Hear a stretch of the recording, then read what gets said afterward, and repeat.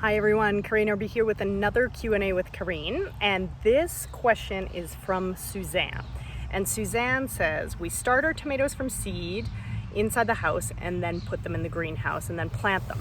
The second we plant them, they get attacked by what we think are flea beetles, tiny things that eat the leaves voraciously. We don't have a lot of space to move things around, i.e. switching them to a new bed, and are wondering if you have any ideas of how to stop this. The tomatoes recover, but it does set them back quite a bit. We put diatomaceous earth on the leaves, but have never put it on when we plant them, which we're thinking would be a good thing to do. We bought some flea beetle traps, but they are sticky traps and catch other things. We saw that they had praying mantis babies at the garden barn, and they said that they will eat anything they can. We'd love to hear your ideas. So, flea beetles are super common early in the season. And oftentimes they do attack tomatoes.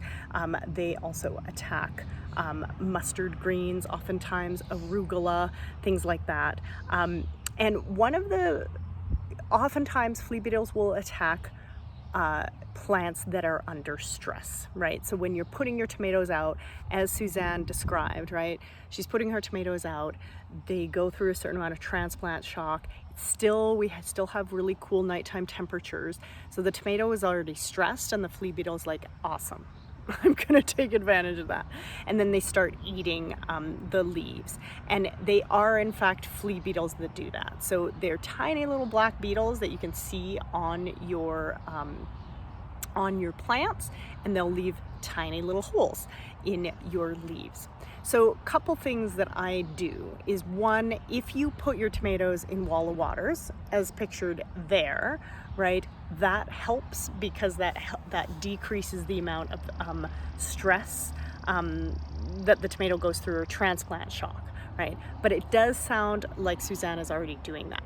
So the next step that I would say is that a lot of growers actually use a very thin frost cloth over crops like arugula early in the season to actually physically prevent pests from attacking the plants.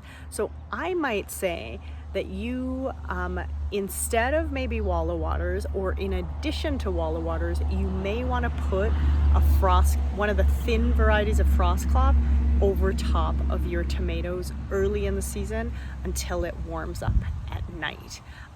Again, like Suzanne mentioned, diatomaceous earth helps to an extent, but it's really about, making the plant as the least amount of stressed out as possible, I think is the best approach. But like her experience and my experience has been that when flea beetles attack my potatoes early in the season, or they attack my tomatoes early in the season, it does not last very long. It just happens in the early spring, and then they bounce back pretty quickly.